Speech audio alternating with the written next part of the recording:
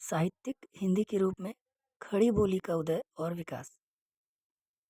खड़ी बोली दिल्ली और मेरठ के आसपास की बोली है। खड़ी बोली गद्य की सर्वप्रथम उल्लेखनीय रचना चंद छंद वर्णन की महिमा है, जो अकबर के दरबारी कवि गंग की कृति है। इसका रचना काल 1570 ईस्वी है। इसके अतिरिक्त राम प्रसाद निरंजनी ने भाषा योग वशिष्ठ नामक रचना खड़ी बोली गद्य में लिखी है। खड़ी बोली गद्य के विकास में जिन 4 लेखकों का महत्वपूर्ण योगदान है, उनके नाम एवं कृतियाँ इस प्रकार हैं। मुंशी सदा सुखलाल सुखसागर, इंसा अल्लाह खां, इन्होंने रानी केतकी की कहानी लिखी। लल्लू लाल की प्रेम सागर तथा सदिल मिश्र की नसीहतों का पाख्यान। सन 1800 ईस्वी में फोर्ट विलियम कॉलेज कलकत्ता की स्थापना हुई, जिसमें हिंदी और उर्दू के अध्यापक के रूप में जॉन गिलक्राइस्ट की नियुक्ति हुई। लल्लूलाल एवं सदल मिश्र दोनों ही फोर्ट विलियम कॉलेज में थे। रानी केतकी की कहानी आधुनिक काल में लिखी गई हिंदी गद्य की पहली मौलिक रचना है, जिसकी भाषा मुहावरेदार, विनोदपूर्ण एवं अनुप्रासित है। लल्लूलाल की भाषा में पंडिताऊपन और सदल मिश्र की भाषा में पूर्वीपन है, किंतु सदासुख लाल की भाषा अधिक महत्व की है। ईसाई धर्म प्रचारकों ने भी हिंदी गद्य के विकास में योगदान दिया। वे बिना मूल्य के पैम्पलेट जनता में वितरित करते थे, जिनमें अपने धर्म की श्रेष्ठ बताते थे। शिक्षा क्षेत्र में नवीन विषयों पर पुस्तकें उपलब्ध कराने में भी अंग्रेजों एवं ईसाई मिशनरियों का योगदान है। हिंदी गद्य के विकास में राजा शिव प्रसाद सितारे हिंद और राजा लक्ष्मण सिंह का नाम भी उल्लेखनीय है। सितारे हिंद की भाषा में उर्दूपन अधिक है, जबकि लक्ष्मण सिंह की भाषा में संस्कृत शब्दों की बहुलता है। सितारे हिंद के प्रयत्नों से ही कंपनी सरकार ने संस्कृत कॉलेज में हिंदी शिक्षा को स्थान देना स्वीकार किया। राजा शिव प्रसाद सितारे हिंद की लिखी पुस्तकें हैं राजा भोज का सपना, मानव धर्मसार, आलसियों का कीड़ा।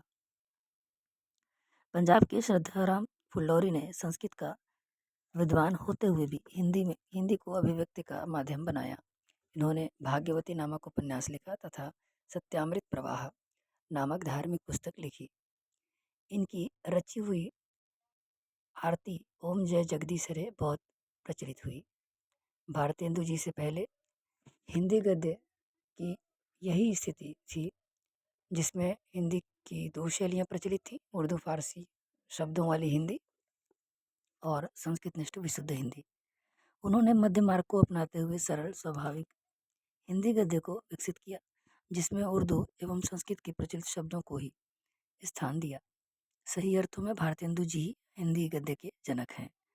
उनकी भाषा में व्याकरण संबंधी जो अव्यवस्था थी, उसका निराकरण द्विवेदी युग में आचार्य महावीर प्रसाद द्विवेदी ने के प्रयासों से हुआ। उन्होंने हिंदी गद्य का संस्कार एवं परिमार्जन किया। व्याकरण संबंधी भूलों का सुधार, विराम चिन्हों का प्रयोग, वाक्य विन्यास में व्यवस्था लाने का कार्य द्विवेदी जी ने किया। बाद में प्रेमचंद, आचार्य रामचंद्र शुक्ल, आचार्य हजारी प्रसाद द्विवेदी एवं डॉक्टर नगेंद्र जैसे विद्वानों ने हिंदी गद्य को उसके चरम उत्कर्ष पर पहुंचाया। आचार्य रामचंद्र शुक्ल द्वारा रचित चिंतामणि हिंदी गद्य का निकष कही जा सकती है तथा आदर्श हिंदी का मानदंड है। खड़ी बोली हिंदी में पद्य रचना को प्रोत्साहित करने का श्रेय भी आचार्य महावीर प्रसाद द्विवेदी को ही जाता है। उन्होंने सरस्वती पत्रिका के संपादक के रूप में हिंदी खड़ी बोली कविता को प्रोत्साहन दिया। उनसे पूर्व हिंदी की कविता ब्रजभाषा में एवं गद्य खड़ी बोली में लिखा जाता था। उन्होंने हिंदी की खड़ी बोली को गद्य एवं पद्य दोनों की भाषा बनाने में महत्वपूर्ण योगदान दिया। मैथिली शरण गुप्त का साकेत, अयोध्या सिंह उपाध्याय का प्रेम प्रिय प्रवास खड़ी बोली हिंदी में लिखे गए महाकाव्य हैं।